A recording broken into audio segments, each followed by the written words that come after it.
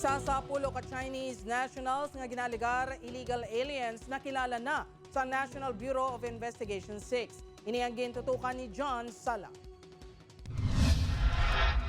Naglabot na sa 3 ka grupo sa Chinese nationals sa ginamonitor sa National Bureau of Investigation 6. Sunod sa NBI 6, ang unang grupo ang nagapatigayon sa illegal activities sa ilang mga negosyo.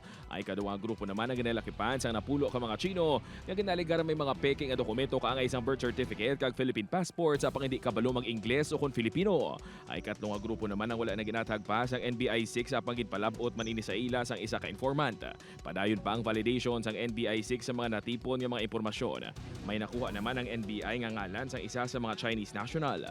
Sa isa ka group, may nakuha kami nga isa ka name. But with that naman, we will be coordinating with the immigration as to the status ng isang tao nga ini.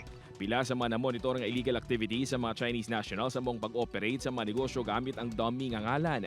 Kakulang sa mga dokumento kag overstaying. May nalungon nga ginapatigayon sa NBI 6 sa investigasyon ilabi na nga pila sa mga testigo ang nagapang alang-alang sa paghatag sang bugos nga detalye.